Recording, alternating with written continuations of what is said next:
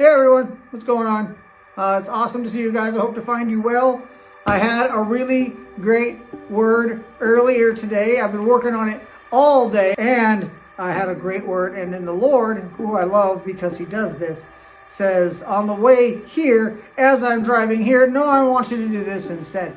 So I had the time in the car to say, what Bible verse did you just switch it to? But this is just the Lord is funny like that. So he decided to change my message, and I think it's for the better anyway, because this is good stuff. So this is going to be in Matthew chapter 6, verse 19 through 21. This is a really good word because I think sometimes we put our priorities in the wrong place. Matthew 6:19.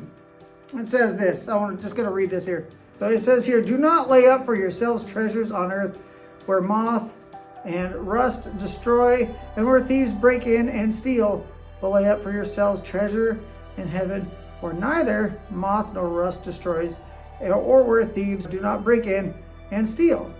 For where your treasure is, for there your heart is also. This is good stuff, because I think in a time like this, we put we put a little bit of stock in things that maybe we should. For one, there's nothing here in this place, on this place that we live, that's worth putting stock in.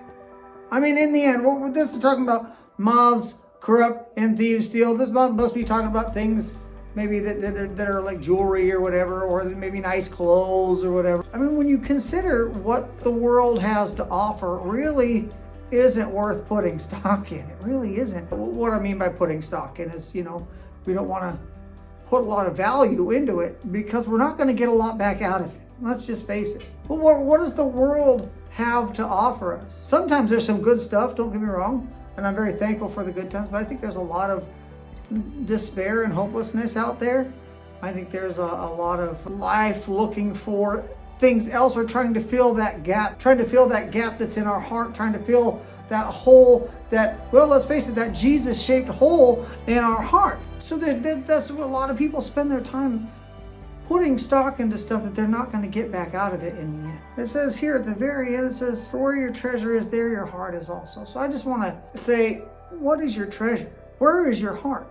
Where is your love? For me, my love is Jesus. That's my treasure. That's my treasure. That's my reward when I get to heaven.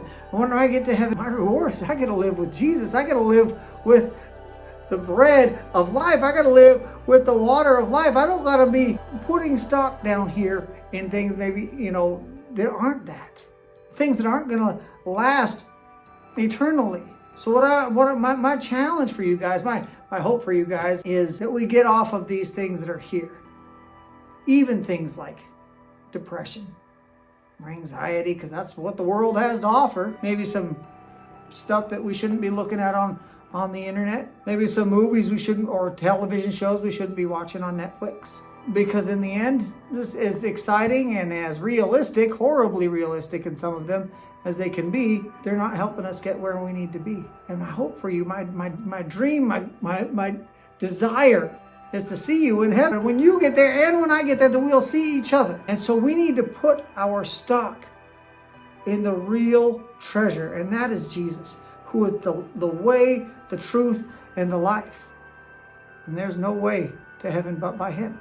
So that's my hope, my sincere hope for you guys, because my heart is for you. My heart is for you because I love you, not because Donovan loves you. Because Donovan, in the end, is probably somewhat of a selfish guy.